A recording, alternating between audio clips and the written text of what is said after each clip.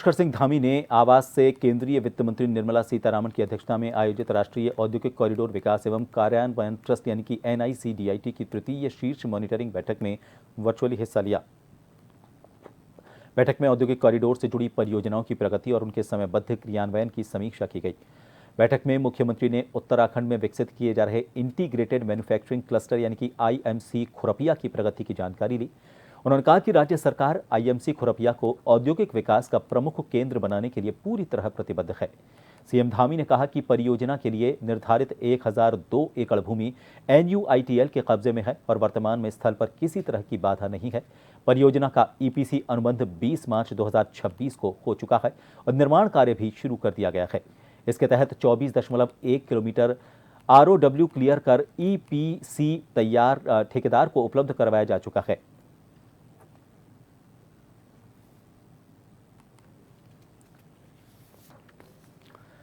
देहरादून में आज से Asian open short track speed skating trophy 2026 शुरू हो गई है। रायपुर स्थित महाराणा प्रताप स्पोर्ट्स कॉम्प्लेक्स के हेमाद्री आइस रिंक में हो रही इस प्रतियोगिता में 270 से ज्यादा खिलाड़ी हिस्सा ले रहे हैं। मुख्यमंत्री पुष्कर सिंह धामी ने ओपनिंग सेरेमनी में पहुंचकर इस टूर्नामेंट का उद्घाटन किया। आपको बता दें कि उत्तराखंड लगातार दूसरी बार इस एशियाई स्तर की प्रतियोगिता की मेजबानी कर रहा है। आयोजन स्थल पर खिलाड़ियों के परिवार और खेल प्रेमी भी पहुंचे हैं।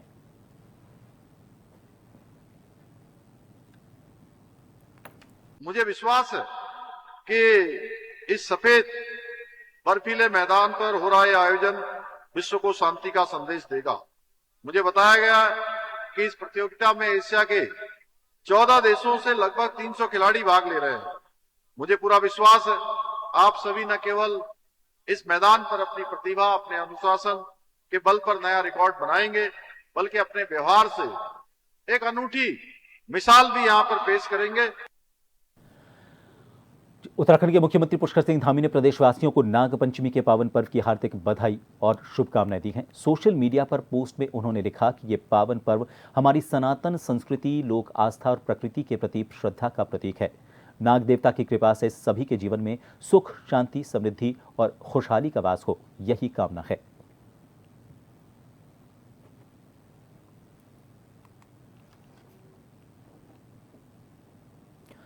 हरिद्वार जिला कलेक्ट्रेट में साप्ताहिक जन सुनवाई कार्यक्रम हुआ, जिसमें DM मयूर दीक्षित और CDO ललित नारायण मिश्र ने आम लोगों की समस्याओं को सुना। जन सुनवाई में 50 से ज्यादा शिकायतें दर्ज हुईं, जिनमें मुख्य रूप से भूमि विवाद, शिक्षा, चिकित्सा और बिजली से जुड़ी समस्याएं रहीं। DM मयूर दीक्षित ने जानकारी दी कि 22 शिकायतों का मौके पर ही निस्तारण किया गया है, जबकि बाकी शिकायतों के निस्तारण के लिए संबंधित अधिकारियों को निर्देश दिए गए हैं।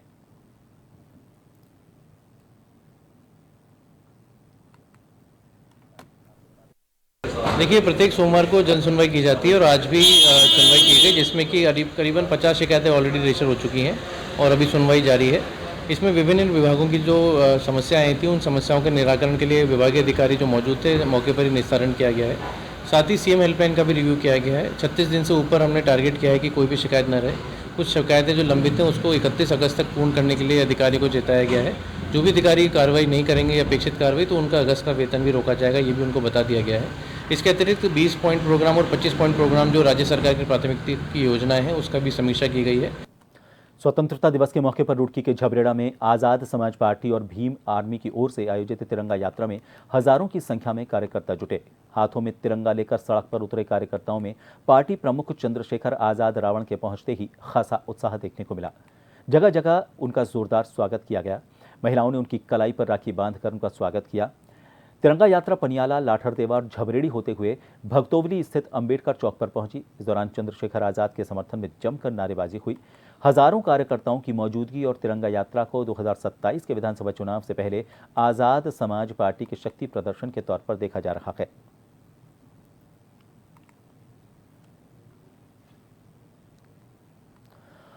दून पुलिस ने ऑपरेशन प्रहार के तहत बड़ी कामयाबी हासिल की है। विकासनगर में ज्वेलरी शॉप में हुई लाखों रुपए की चोरी का खुलासा करते हुए पुलिस ने अंतर्राष्ट्रीय नेपाली नकबजन गिरोह के 4 सदस्यों को गिरफ्तार किया है। आरोपितों के कब्जे से चोरी किए गए सोने चांदी के लाखों रुपए के आभूषण भी बरामद किए गए हैं। पुलिस के मुताबिक आरोपित वारदात के बाद नेपाल भागने की फिराक में थे।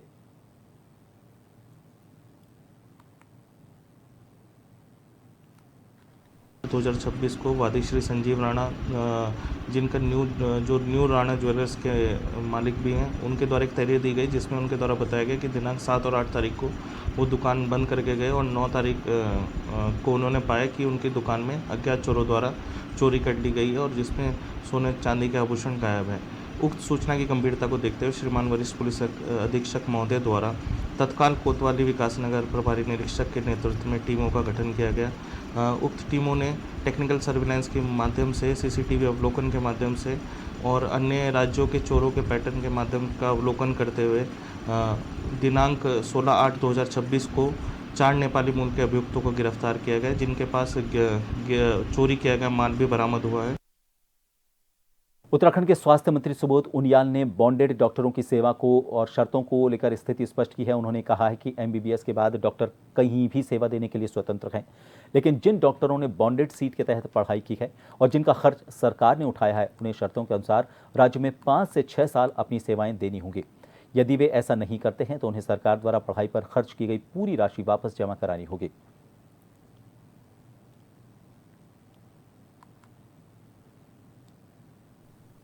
देश में छूट है, आप कहीं भी सेवा दे सकते हैं, लेकिन हाँ, जो बॉन्डेड हैं, जिनको सरकार ने सब्सिडाइज फीस पर एमबीबीएस कराने का काम किया और जिनको सरकार के पीएमएस में आने के बाद पीएमएस कोटे के तहत पीजी करने का अवसर मिला, उनको या तो 5 वर्ष यहाँ सेवा देनी पड़ेगी या जितना सरकार का खर्चा है वो उसको जमा करना पड़ता है। तो ये तो प्राविधान है। देहरादून में उत्तराखंड कांग्रेस कमेटी ने दलित समाज के अपमान के आरोपों को लेकर पुलिस मुख्यालय की ओर से जोरदार प्रदर्शन किया और कूच किया। कांग्रेस अनुसूचित जाति विभाग के प्रदेश अध्यक्ष मदन लाल के नेतृत्व में कार्यकर्ताओं ने विरोध जाहिर किया। मदन लाल ने हल्द्वानी के रामलीला मैदान में हुई घटना का जिक्र करते हुए कहा कि दलित समाज का अपमान किसी कीमत पर बर्दाश्त नहीं किया जाएगा। उन्होंने इस घटना पर भारतीय जनता पार्टी से देशवासियों से माफी मांगने की मांग की।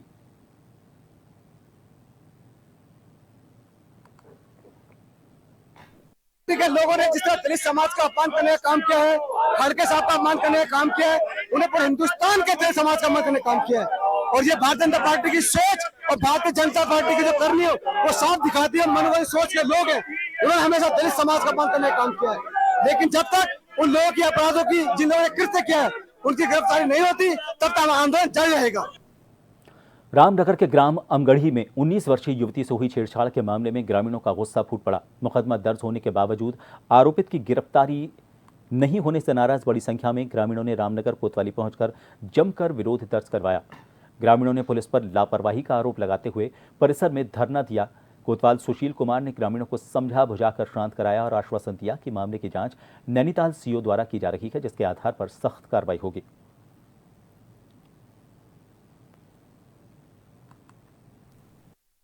एक 11 तारीख की शाम को महेश नैनवाल नाम का कोई बंदा है अमगढ़ी का, उसकी दुकान एक छोटी सी और पी के वो धुत रहता है। वहाँ पे हमारी एक बच्ची गई थी, 2 बच्चियाँ गई थी सामान लेने के लिए, जिसमें कि उनसे वो गाली गलौज भी करता है, छेड़खानी भी करता है और उनको जान से मारने की धमकी भी देता है। उसी तहत में 11 तारीख की शाम को 112 में कॉल करी गई थी, जो कि 112 की टीम आई थी।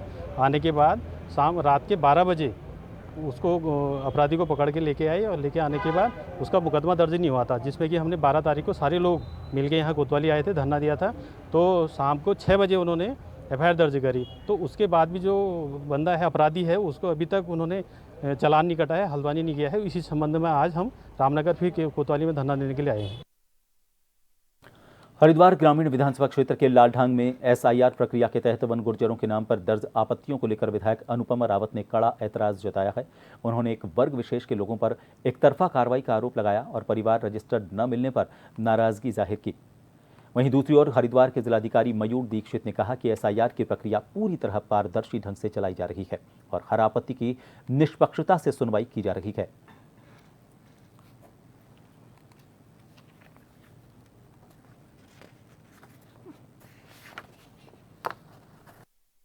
की थी क्योंकि इनकी समस्या बहुत गंभीर हो रही है। इनको परिवार रजिस्टर की कॉपी भी सही तरीके से मुहैया नहीं कराई जा रही है, टाइमली नहीं कराई जा रही है। सुनवाई की डेट सर पे आ चुकी है, लेकिन अगर इनके पास जो जरूरी दस्तावेज है, कागज है, लेकिन अगर वो ये प्राप्त ही नहीं कर पाएंगे तो ये कैसे साबित करेंगे। साफ तौर पे देखा जा रहा है कि वन गुर्जर समुदाय, जो कि हमारी विधानसभा में काफी संख्या में है, उनको बहुत हैरेसमेंट झेलनी पड़ी है। तो उसी के लिए आज श्री गुरजीत लहरी जी ने अपने आवास में कैंप आयोजित किया था, जिसमें सैकड़ों के तादाद में हमारे वन गुर्जर समाज के और अन्य भी हमारे जो सामाजिक लोग हैं वे आए। क्योंकि देखिए, एसआईआर की जो प्रक्रिया है पूर्ण पारदर्शी तरीके से चल रही है। जो भी शिकायत दर्ज की जाती है या जो भी नोटिस दिए जाते हैं उसकी प्रॉपर सुनवाई होती है। इसके अतिरिक्त अगर कोई प्रारूप साथ में भी कोई आपत्ति दर्ज कराते हैं तो उसमें जिसने आपत्ति दर्ज कराई है और जिसके प्रति आपत्ति दर्ज कराई है, दोनों को नोटिस इशू होकर सुनवाई के बाद ही कोई निर्णय लिया जाता है। इस क्रम में सभी ईआरओज़ को ट्रेनिंग दी जा चुकी है, सभी बीएलओज़ को भी अवगत कराया जा चुका है, सभी माननीय जनप्रतिनिधिगणों को भी अवगत कराया जा चुका है। प्रत्येक सप्ताह हम बैठक करते हैं। अगर किसी भी की कोई आपत्ति शिकायत है तो वो जिला निर्वाचन अधिकारी कार्यालय में अपनी शिकायत भी दर्ज करा सकते हैं। एक छोटे से ब्रेक के लिए यहाँ रुकेंगे, आप बने रहिए जन टीवी पर।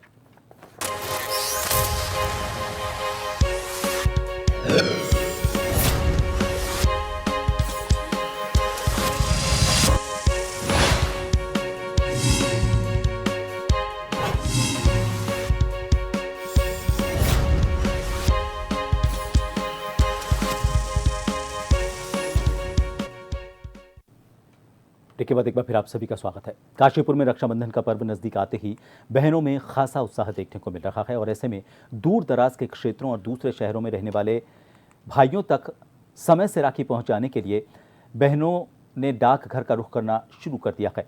काशीपुर के मुख्य डाकघर में सुबह से ही राखी पोस्ट करने के लिए महिलाओं की भीड़ नजर आ रही है। बहनें अपने भाइयों के लिए खरीदी गई राखियों को समय रहते डाक के जरिए भेज रही हैं ताकि रक्षाबंधन के दिन भाइयों की कलाई सूनी न रहे।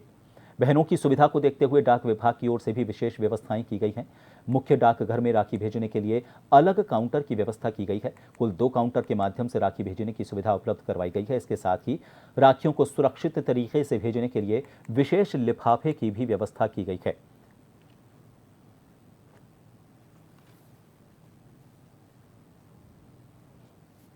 ये राखी भेजना है, इसमें पोस्ट करना है।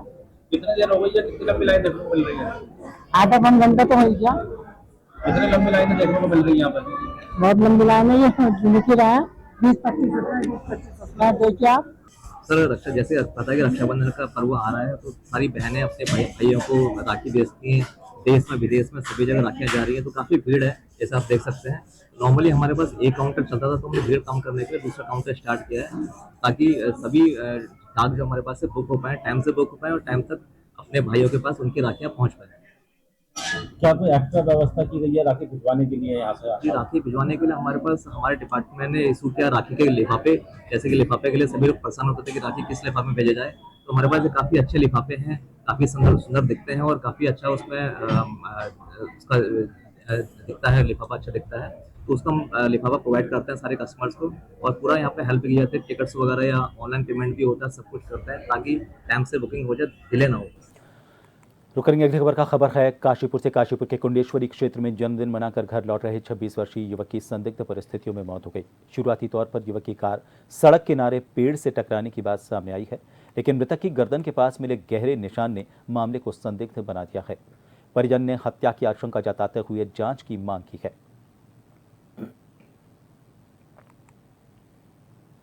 और पीरूमदारा में शॉप थी, एक टेंट की शॉप थी, एक इलेक्ट्रिकल की शॉप थी।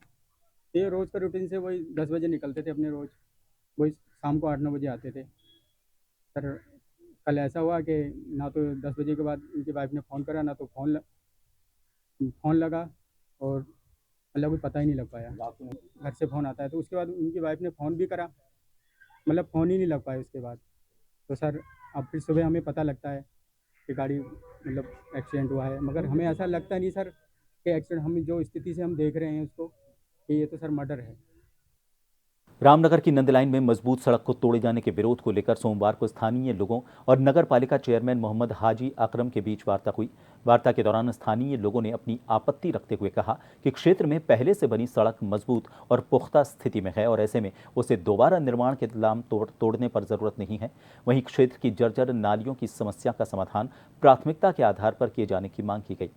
मामले में नगरपालिका चेयरमैन मोहम्मद हाजी अकरम ने कहा कि पालिका का उद्देश्य जनता की सुविधा के अनुसार विकास कार्य कराना है।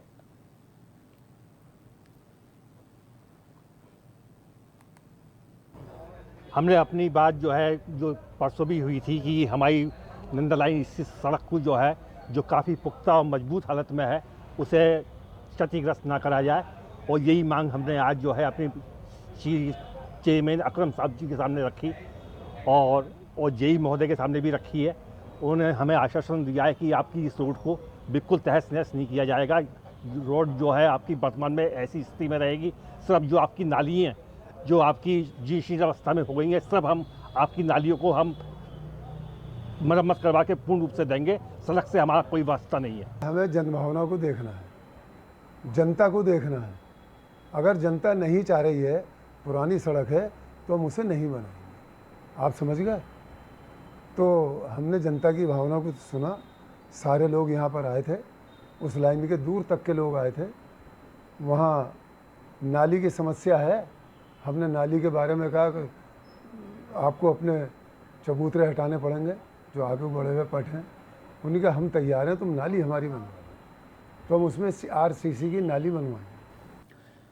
मोहम्मद आदिल फरीदी के लिए दिल्ली में आयोजित कार्यक्रम की बात करें तो खास और महत्वपूर्ण रहा और गौरवपूर्ण भी रहा। इस मौके पर उन्हें MS ग्लोबल की ओर से डिग्री सम्मान प्रदान किया गया। उनकी इस उपलब्धि पर परिवार, मित्रों और शुभचिंतकों ने खुशी जताते हुए उन्हें बधाई और उज्जवल भविष्य की शुभकामनाएं दी।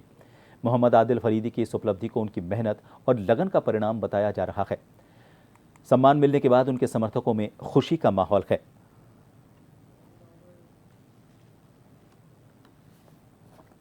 उत्सन क्लब के अंदर मुझे जो है एक डॉक्टर अवार्ड PhD से सम्मानित किया जा रहा है, MS ग्लोबल यूनिवर्सिटी। और मैं सबसे पहले अल्लाह का शुक्रगुजार हूँ। उसके बाद में देवेंद्र दास शहजादा गद्दी महत इंद्रेश हॉस्पिटल का, जिन्होंने मुझे इतना प्यार दिया है, अपने बेटे की तरह मुझे संवारा है। और मेरे जरिए से लोगों के क्षेत्र के अंदर शिक्षा और चिकित्सा की जो सेवाएं चल रही है, वो महाराज जी ने बहुत बड़ा आशीर्वाद और प्यार दे रखा है। उसकी ही बदौलत आज मुझे यहाँ PhD डॉक्टर अवार्ड से सम्मानित हो रहा हूँ। हरिद्वार के लक्सर से बड़ी खबर है। यहाँ पर रक्तदान जैसे पवित्र काम की आड़ में कथित तौर पर चल रहे एक अवैध खेल का पुलिस ने खुलासा किया है। लक्सर पुलिस ने बिना अनुमति ब्लड डोनेशन कैंप लगाकर रक्त इकट्ठा करने के आरोप में 5 लोगों को हिरासत में लिया है। पुलिस ने 2 वाहनों से 27 यूनिट रक्त, ब्लड कलेक्शन उपकरण और अन्य सामग्री भी बरामद की है। जांच में सामने आया कि आरोपितों द्वारा ग्रामीण क्षेत्रों में कैंप लगाकर लोगों को रक्तदान के लिए प्रेरित किया जा रहा था और फिर इस रक्त का गलत इस्तेमाल किया जा रहा था, जिसकी जांच की जा रही है। जब ये 5 लोगों को पकड़ा गया जो ये कर रहे थे, तो 27 यूनिट इनसे इन्होंने ब्लड भी लिया था, जो एक कैंप लगा चुके थे। इनफैक्ट ये तीसरा कैंप है इनका, और इसमें एक संभल का है, एक मुरादाबाद का, एक बिजनौर का है, 2 हरिद्वार के हैं। और इसमें पूछताछ से ये पता चला कि यहाँ से ये ब्लड लेते थे तो 1 यूनिट को 8-8 हज़ार तक का ये बिजनौर में बेच रहे थे। और इसमें ये एक सर्टिफिकेट देने का था कि आपको ब्लड की आवश्यकता होगी तो वो दे देंगे, वो भी फेक था। और इनका एक स्कॉर्पियो गाड़ी मिली जिसमें कि इन ब्लड से संबंधित सारी किट, उसमें 27 जैसे मैंने बताया यूनिट्स मिली हैं, कुछ खाली बैग्स मिले हैं, और बाकी जो इक्विपमेंट्स जो होते हैं ब्लड डोनेशन कैंप के लिए, वो इनके पास थे। इनके खिलाफ मुकदमा लिखा जा चुका है। और ये हमारा धारा 18C 27 drugs and cosmetic act और 1816 एक BNS में, और फिलहाल इनको हिरासत में ले लिया गया, जुडिशियल कस्टडी के लिए कोर्ट में पेश किया जा रहा है। और अब एक बार फिर नजर हेडलाइंस पर। देहरादून में Asian open short track speed skating trophy शुरू। चीन, कोरिया समेत 14 देशों के 270 से ज्यादा खिलाड़ी पहुंचे। 20 अगस्त तक होंगे मुकाबले।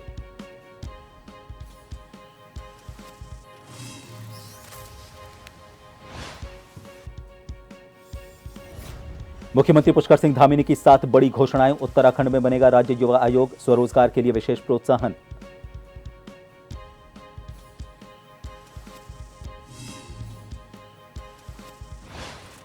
उत्तराखंड में 1.5 घंटे तक हाथियों का तांडव। शिक्षकों से भरे टेम्पो ट्रैवलर पर किया हमला, जान बचाकर भागे, वाहन में भी तोड़फोड़।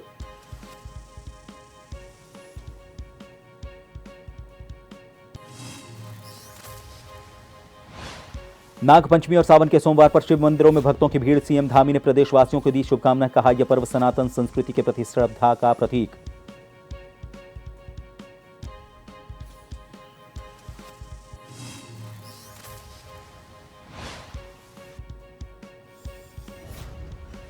और देहरादून, उधम सिंह नगर समेत 6 जिलों में बारिश से पिथौरागढ़ में लैंडस्लाइड, 20 से ज्यादा सड़कें बंद। मौसम विभाग ने सावधानी बरतने की दी सलाह।